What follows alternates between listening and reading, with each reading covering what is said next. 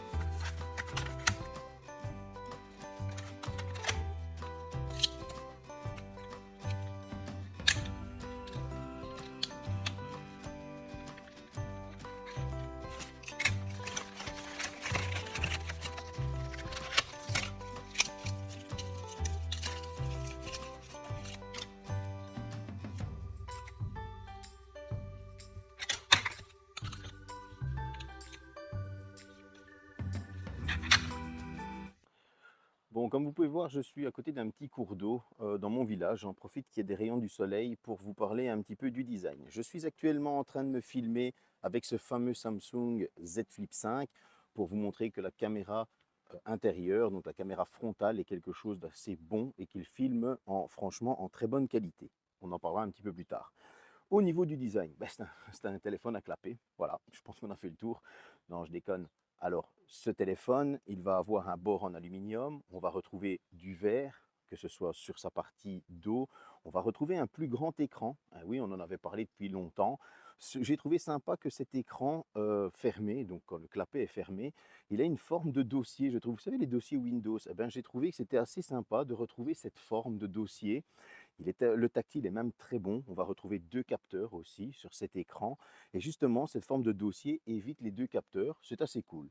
Maintenant, sur les bords, on va retrouver le tiroir de carte SIM, le bouton du volume, extinction allumage qui fait office de lecteur d'empreinte.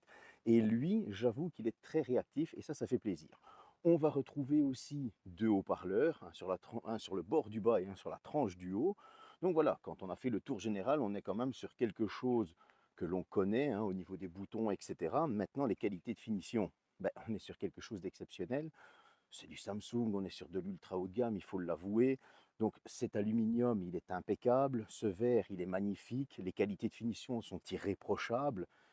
Voilà, maintenant, au niveau du clapet, grosse évolution. Je veux dire, avant, quand on le fermait, ça avait une forme de goutte d'eau. Cette fois-ci, on est vraiment sur quelque chose de plat. L'écran a été retravaillé dans sa partie intérieur pour que lorsqu'il se plie, il puisse se plier le plus à plat possible. Petit défaut malheureusement de cette technologie qui se plie à plat, eh bien vous allez ressentir et voir un peu plus cette pliure. Malheureusement, il faut savoir faire des concessions, c'est comme ça, mais en tout cas, il se plie vraiment à plat, donc c'est d'un côté design encore mieux. Je trouve que la charnière a été bien travaillée. Quand on joue avec, on sent vraiment qu'elle est de bonne qualité, avec une bonne résistance. En tout cas, pour ma part, le design, c'est validé. Eh bien, je suis rentré tout juste, j'ai envie de vous dire, parce que le temps est redevenu gris et donc il va pleuvoir. On va pouvoir parler de ces écrans tranquillement. Et oui, je dis ces écrans parce qu'il y a un grand écran à l'extérieur de 3,4 pouces. C'est vrai que ça va nous changer par rapport à l'ancien modèle qui avait un tout petit écran de 1,9 pouces. Cette fois-ci, on est sur une résolution en HD+, on est sur du Gorilla Glass Victus Plus pour la protection. Et le tactile de cet écran extérieur, c'est juste bonheur. Voilà. Vous allez pouvoir répondre aux messages directement, que ce soit SMS, WhatsApp, etc., etc. Vous avez des widgets qui sont préinstallés pour la météo, pour la bourse, etc. Il faudra cependant aller dans les paramètres pour activer tout ce qui est icônes d'applications comme YouTube, mais vous allez pouvoir aussi, justement, on parle de YouTube, regarder vos vidéos sur l'écran extérieur. Pourquoi dépenser de l'énergie inutile avec le grand écran quand on peut regarder sur le petit écran qui a une résolution certes plus petite, mais qui va vous permettre d'économiser de la batterie, même pour répondre à vos messages. Parce que comme il est plus petit, que la luminosité est moins forte, la résolution est moins forte, vous allez économiser de la batterie, on en parlera un petit peu plus tard. Une fois déplié, on va arriver sur un écran de 6,4 pouces en Super AMOLED 2X. Là, on est sur quelque chose de costaud, avec une résolution Full HD+, 1200 nits de luminosité, de l'HDR10+, on va retrouver une fréquence de 120 Hz au niveau de l'écran, donc c'est du 120 images par seconde. Que demander de plus? Du Gorilla Glass Victus Plus, là aussi, pour la protection. Donc, on est sur quelque chose de très bon. Vous allez me dire, tiens, il y a du Gorilla Glass Victus pour l'extérieur, pour l'intérieur, mais au niveau de la protection IP. J'en ai pas parlé justement au niveau du tour général parce qu'on est ici sur un pliant et donc on est sur de l'IP6X. Pourquoi X? Parce qu'il va être protégé contre la poussière, mais moins protégé forcément avec l'eau dû à cet écran pliable. Cependant, on retourne maintenant sur l'écran pliable intérieur, une fois qu'il est déplié de 6,4 pouces. Et le tactile, c'est bonheur, encore une fois. Oui, c'est vrai qu'avec cette nouvelle charnière, il va falloir solliciter un peu plus l'écran qui a été retravaillé lui aussi pour pouvoir se plier plus. On voit cette pliure un peu plus fort. Mais cet écran, il est sublime. Vous allez pouvoir regarder des vidéos, vous allez pouvoir surfer, scroller sans aucun souci. C'est fluide, pas une seule fois il a lâché. Vous allez en prendre plein les yeux parce que c'est des contrastes infinis. On est sur un écran Samsung, donc on est vraiment sur quelque chose de très bon. Ce petit Flip 5, jusque-là, moi, il me plaît beaucoup. Alors, j'ai entamé la route pour retourner chez moi. Bon, je suis dans mon village, donc c'est pas très loin. Mais je voulais me filmer encore un petit peu avec ce Galaxy Z Flip 5 parce que je trouve que le retour vidéo est très bon de cette caméra frontale. Bon, pour le son, j'avais utilisé un petit micro, obligé, pas le choix. Alors, au niveau du tour général, on va retrouver des choses assez intéressantes. Du Bluetooth 5.3 LE, bravo Samsung. Du Wi-Fi 6E, bravo Samsung. Donc, on est vraiment axé sur l'économie d'énergie, etc. D'autant plus que lorsqu'il est plié, on aura tendance à moins l'ouvrir et donc encore de l'économie d'énergie. Ensuite, on va retrouver une eSIM et de la 5G. Alors, je vous conseille de passer en eSIM. Sincèrement, moi, ça fait 1 an que je suis en eSIM. Et puis, ça évite ces petits bouts de plastique qui traînent à gauche et à droite. Donc, voilà, la eSIM, c'est bien. Donc, on a la 5G, mais on a aussi 2 haut-parleurs. Ces 2 haut-parleurs sont-ils bons? On en a un sur la tranche du bas et un sur le bord du haut. Eh bien, j'ai trouvé que le son était vraiment bien équilibré. Pas de déséquilibre. On a un son qui est de bonne qualité, qui fait plaisir à entendre, que ce soit en jeu vidéo, en série, etc. ou dans un film. Et donc, du coup, pour ce petit tour général, j'avais envie de le spécifier parce que franchement, ça fait plaisir de ne pas avoir de déséquilibre dans le son. Maintenant, on retrouvera les choses, comme je vous ai dit, dans le design, du Gorilla Glass Victus, etc. etc. Et là, on va chez moi et on va parler de la partie spec. Bon, je suis encore revenu. Vous avez vu, je suis parti une fois dehors, une fois dedans. J'ai jonglé avec les moments pour avoir les rayons de soleil et vous faire profiter de cette caméra frontale. En tout cas, pour les specs, comme je vous ai promis, on va retrouver un 8 Gen 2 de Qualcomm avec son Adreno 740. Je pense que cette année, c'est quelque chose de connu. On en a déjà parlé. C'est le processeur du moment. Samsung a sa version à lui, avec un petit overboost, etc. Voilà, donc on est sur quelque chose de connu. On va retrouver 8 Go de RAM en LPDDR5, 256 Go de stockage ou 512 Go en fonction de votre budget. Et ceci sera en UFS 4.0. Vous allez me dire, qu'est-ce que ça a donné au bench? Je vais vous les sortir pour vous donner les meilleurs scores et j'ai été super étonné. À l'Antutu Bench, il m'a sorti un score de 1 420 206 points, ce qui je trouve est excellent. Ça veut dire que vous êtes parti avec ce smartphone pour une bonne longueur de temps, parce que déjà vous allez avoir les mises à jour Samsung qui sont de 4 ans. 4 ans de mise à jour avec un smartphone qui vous sort 1 400 000 points. Je veux dire, ce n'est pas le smartphone qui va vous abandonner demain. Il faut rester logique. Bon, au Geekbench, il m'a sorti un score exceptionnel de 1869 au simple cœur et un score de 5149 au multicœur. Je vous précise aussi que ces scores ont été sortis sans la mémoire virtuelle. On en a déjà parlé, vous le savez, cette mémoire virtuelle, ça apporte un petit plus, c'est plus pour le travail de multitâche, etc. pas réellement sur l'Antutu Bench, donc le bench général, mais en tout cas, c'est important de le signaler que les scores sont sortis sans la RAM virtuelle. Bon, pour ce qui est des jeux vidéo, je lui ai fait sortir tout ce qui pouvait sortir, soyons honnêtes. Je suis d'abord parti sur du Asphalt 9. Bon, là, les temps de chargement, en fait, maintenant, ils sont de plus en plus courts. Bientôt, il n'y en aura plus du tout. Ça dépend vraiment de votre connexion Internet et vous en prenez plein la vue. Asphalt 9 est juste sublime. Ensuite, je suis parti sur du Genshin Impact. Sur du Genshin Impact, j'ai mis la résolution au maximum et j'ai mis la fréquence de rafraîchissement à 60. Ça veut dire que vous aviez du 60 images par seconde avec les meilleurs graphismes. J'ai joué pendant plus d'1h30, comme je fais souvent, et j'avais une température qui était de 51 degrés. Alors, certes, ça apparaît en orange, mais moi je trouve que c'est ultra maîtrisé. Lorsque Samsung a présenté ce Galaxy Z Flip 5, ils ont aussi parlé que les chambres de refroidissement avaient été retravaillées pour le Flip et le Fold, ce qui permet aussi de gagner en température lors de moments intensifs comme ici. Ensuite, après Genshin Impact, je suis parti sur du Call of Duty. Alors, Call of Duty, j'ai mis les graphismes en réaliste au maximum avec le maximum d'images par seconde. Et là, encore une fois, j'ai été sublimé parce qu'en fait, j'avais plus envie de lâcher le truc. Franchement, vous en prenez plein les yeux, c'est super fluide, vous allez pouvoir vous faire de super bonnes games. Alors, pour ceux qui ne sont pas joueurs, je suis d'accord, mais c'est grâce aux jeux gourmands comme Call of Duty, Genshin Impact ou après Fortnite dont on en parlera que vous pouvez vous rendre compte de la puissance d'un téléphone et ce qu'il peut supporter avec le nombre d'applications ouvertes en arrière-plan, etc., etc. Lors de ma partie Call of Duty, j'avais une température qui était encore une fois de 51 degrés. Je me suis dit, waouh, ils arrivent quand même à maîtriser le truc. Je trouve que c'est pas mal du tout parce que la température ne montait pas. Il faut que j'avoue aussi qu'entre ma partie de Genshin Impact et ma partie de Call of Duty, il y a eu un petit laps de temps aussi pour le laisser se reposer. C'est logique. Ensuite, je suis parti sur Fortnite, le plus gourmand. Alors, on avait des graphismes épiques, on avait du 60 images par seconde. Et là, j'ai été super étonné. Après, encore une fois, plus d'1h30 de jeu où je lui en ai mis plein les mirettes. J'ai pas joué le même jour, etc. Je vous l'avoue. Mais je lui en ai mis plein la tête. J'ai continué à jouer et tout, etc. Et là, j'ai eu plusieurs températures. J'ai eu un pic à 56 degrés. Ce pic a été, je vais dire, éphémère. Pourquoi? Parce que quand je suis parti dans le bench pour aller voir les températures processeur, il est à 56 et il a vite chuté. Ça veut dire que honnêtement, l'OS arrive à gérer cette température. Il s'est dit, le jeu est fermé, hop, directement, on travaille en sous-couche. Et donc, du coup, la température s'est mise à chuter. Par contre, là où j'ai eu une température beaucoup plus stable, c'est quand il m'a affiché 53 degrés.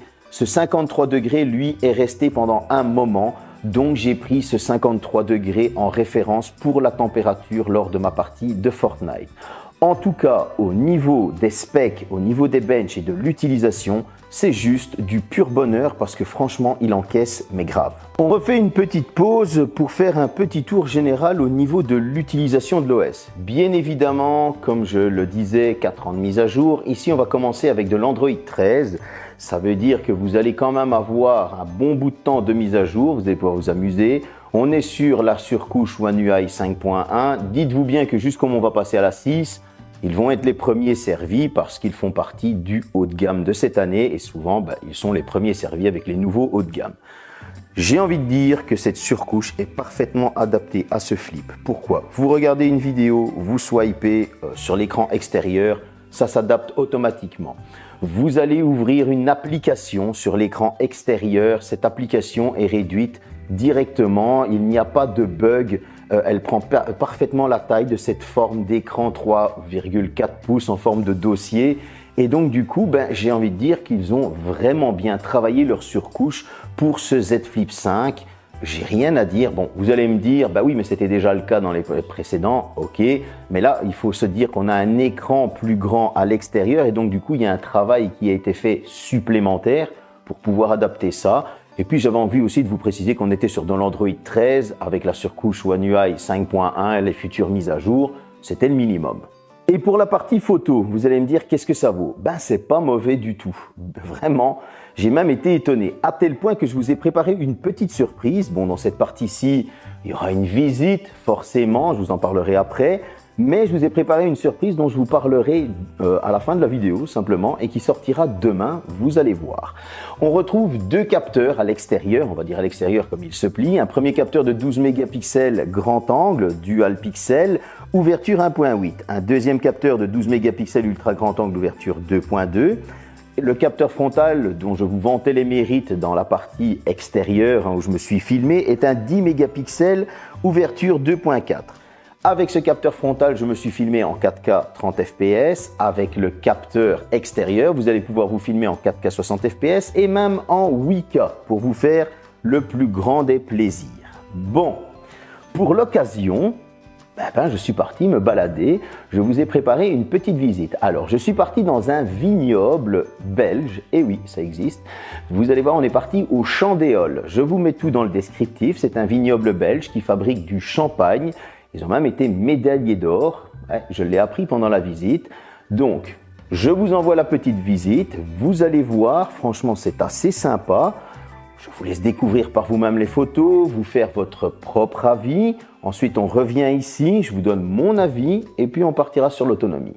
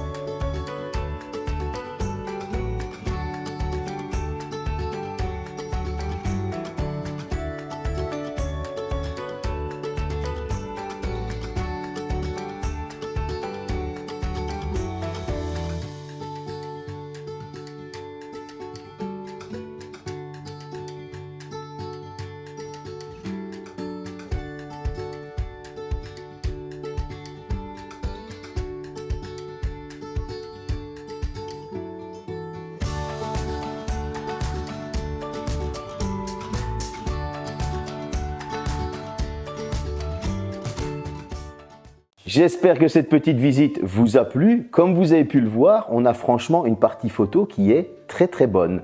Je n'ai même pas eu besoin de filmer en extérieur pendant la nuit, etc. parce qu'on est descendu dans les caves. Il faisait assez sombre et c'est le mode nuit qui a pris le relais. Et comme vous avez pu le voir, on a un très bon mode nuit, on a un très bon ralenti, on a un très bon smartphone qui fait de très bonnes photos. J'ai vraiment été étonné. Alors, encore une fois, vous le savez, je ne suis pas un fan du zoom, du méga zoom, etc. Donc, moi, mon avis s'arrête toujours au zoom x4, voire x5 maximum, ce qui, je trouve, était très bon. Vous allez pouvoir monter jusqu'à zoom x10, il n'y a pas de problème.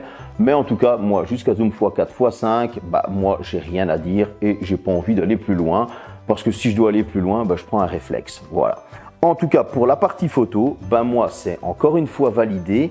Vous allez me dire, ouais, mais tu deviens fan de Samsung. J'avoue que là, ils ont quand même fait fort. Pour la partie autonomie, on a une batterie de 3700 mAh.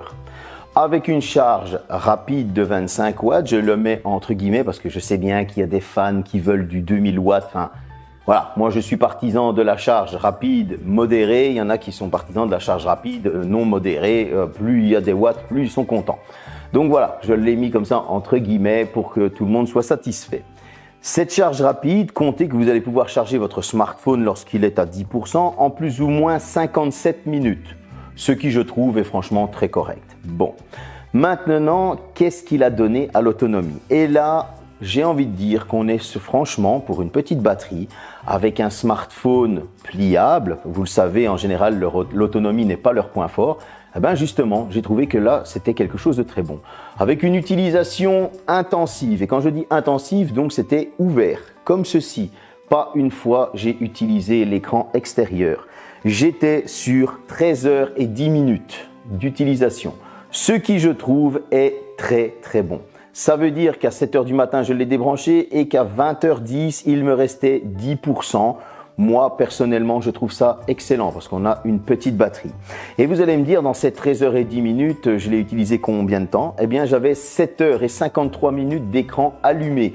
Et quand je dis d'écran allumé, c'est bien déplié. Donc, je n'ai quasi pas utilisé l'écran extérieur pour qu'il pompe un maximum de batterie. Et là, je trouve ça très bon. Maintenant, avec une utilisation plus modérée, en utilisant beaucoup plus souvent l'écran extérieur, etc., comptez que vous allez pouvoir tenir un bon 25-26 heures, ce qui, je trouve, encore une fois, est excellent. Pourquoi? Parce que j'ai sollicité moins de luminosité, moins le grand écran, j'ai répondu plus via l'écran extérieur et donc du coup ça fait une belle économie de batterie. Alors je pense que là il y a un vrai effort qui a été fourni et il faut quand même mettre ça en avant. Passons à la douloureuse ou à l'addition ou Dieu seul sait comment vous l'appelez. Alors pour la version 256 Go, vous allez en avoir pour 1199 €, 1199. Pour la version 512 Go, on est à 1319 €. J'avoue que pour le peu de différence qu'il y a entre les deux versions, moi je partirais sur la 512. Mais vous allez me dire, c'est le portefeuille qui décide, c'est comme ça. Ou des fois pour certains, c'est madame qui décide. Bon, donc du coup, qu'est-ce qu'on va trouver comme défaut? Il y en a quand même quelques-uns, parce que même si j'en ai fait les éloges, il y en a quelques-uns. Alors, il est water résistant, certes, mais il n'est pas water résistant comme un S23 Ultra, par exemple. Il faudra cependant faire attention. Et oui, ça, c'est le malheur des pliants. C'est comme ça. Vous allez me dire, bah oui, mais ça, j'étais au courant. Voilà. Maintenant, il y a un défaut qui est, on va dire, récurrent, mais ça, c'est encore une fois dû au pliant. C'est cette marque qu'il y a au milieu. Ici, Samsung a fait l'effort d'écouter ses fans en disant que beaucoup de fans se plaignaient du fait de la goutte d'eau. Ils voulaient un smartphone beaucoup plus plat. Samsung leur a fait plaisir. Ils ont retravaillé l'écran, ils ont retravaillé la charnière, etc. Et du coup, ça encore une fois, ça a un prix qui coûte, c'est-à-dire vous avez cet écran qui, à l'arrière, j'ai vu le schéma, il y a des petites lignes, vous savez, pour qu'il se plie plus facilement. Malheureusement, qui dit qu'il se plie plus facilement, il va y avoir cette pliure qui va se voir un peu plus fort. Est-ce dérangeant? Sur l'utilisation long terme, personnellement, non.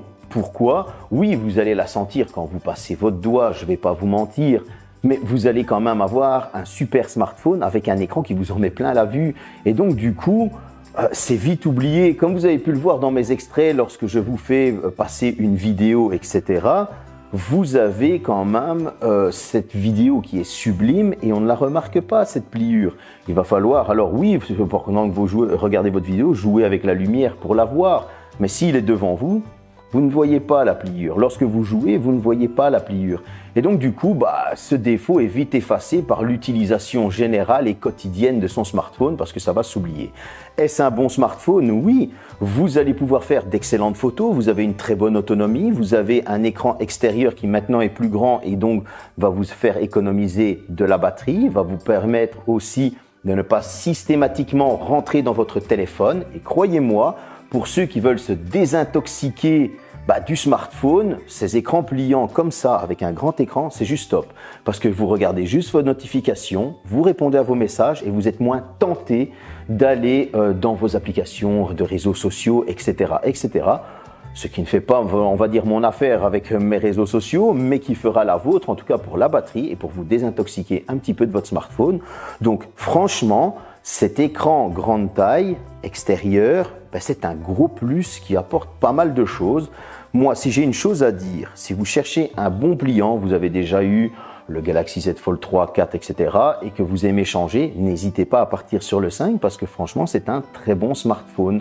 Moi, j'ai repris dans les mains un Flip 3 et ensuite, j'ai eu ce Flip 5 et j'ai senti vraiment une vraie évolution et c'est ça qui m'a convaincu. J'espère que cette petite vidéo vous a plu. Maintenant, c'est le temps de parler de ma surprise, donc de ma petite idée, on va dire ça comme ça.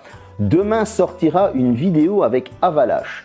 Nous sommes partis faire un comparatif photo et vidéo entre le Samsung Z Flip 5 et le Motorola Razr 40 Ultra. Ça sort demain matin sous forme de blind test.